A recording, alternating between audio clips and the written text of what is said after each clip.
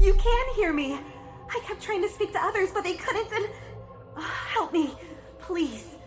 That wasn't really me, just an image. I'm trapped somewhere terrible. I don't know where, just that it's dark here, and I can't move.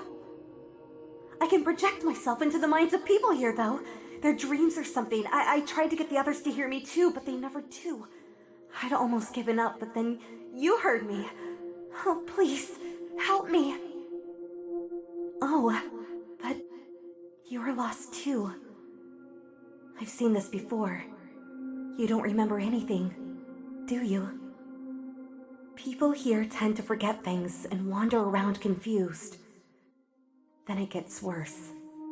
But you're alive! We need to make sure you stay that way. This is no place for the living. Go into the fog. See what's out there. Your memories will guide you. Now that we've made this connection, I can find you anywhere. And when you're ready, you'll come find me? The real me? I'm so sick of this place, whatever it is. My name's Katya, by the way. I'm so glad I found you. Finally, I'm not alone.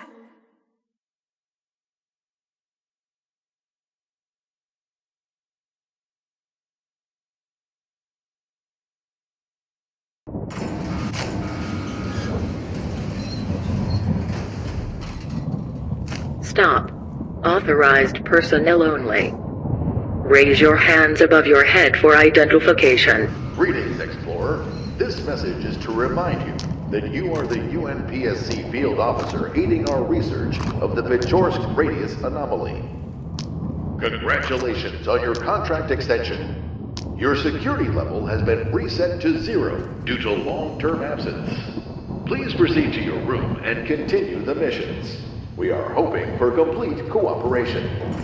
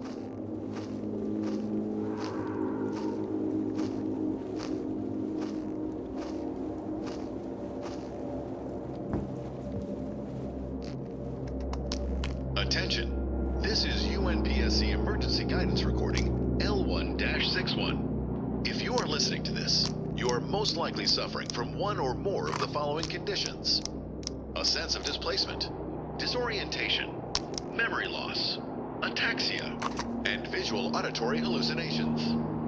Please remain calm. You are experiencing the adverse effects of prolonged exposure to the Pechorsk radius. This recording was placed here by the UNPSC to guide affected personnel to safety. Inside this emergency cache, you will find a basic survival kit that will get you to the nearest research outpost. Enter the fog to find it.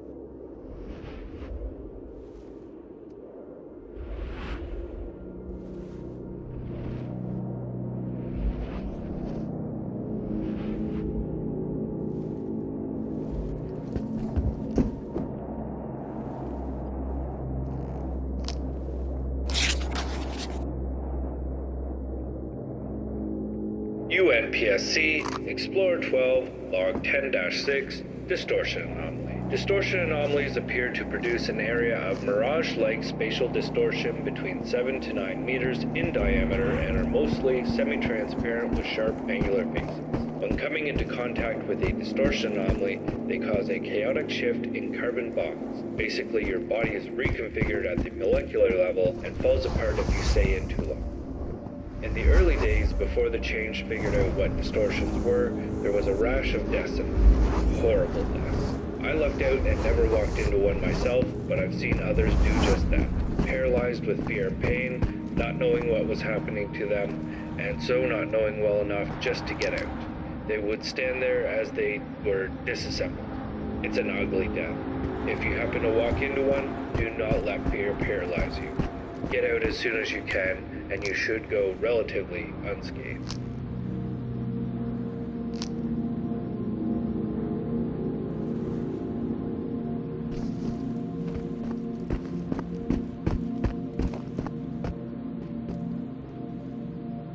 The block post was part of the Soviet Army's attempt to take control of the situation in the first days following the event.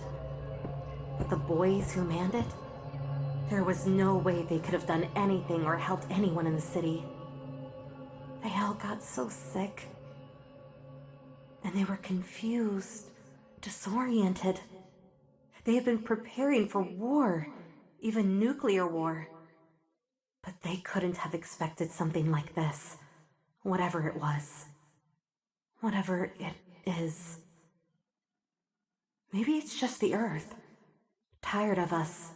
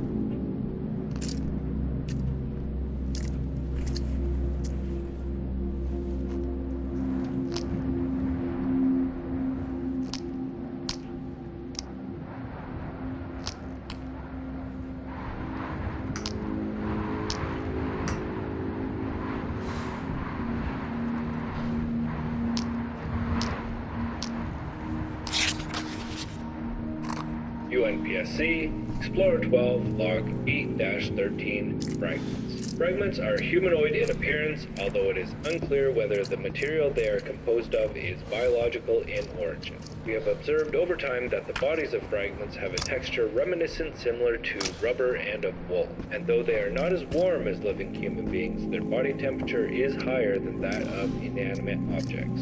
This debunks a myth prevalent in the first few months after the event among the changed and even some UNPSC scientists that fragments are reanimated corpses. There is, however, a new and more dangerous myth circulating. A few explorers have claimed to have recognized missing colleagues among fragments and insist that, therefore, at least some fragments are former changed. One explorer reported killing a fragment that had the features of his romantic partner who had disappeared sometime prior. He subsequently received extensive counseling for PTSD, which unfortunately seemed to have been insufficient, as he eventually cut off contact with the UNPSC and other explorers and is presumed defunct. Such are the unfortunate consequences of unfounded speculation about the nature of the zone phenomenon. Other field researchers I have interviewed are in agreement with the UNPSC that fragments are not, in fact, former changed. I advise explorers to set aside any doubts on this account and defend themselves as necessary when encountering these dangerous creatures.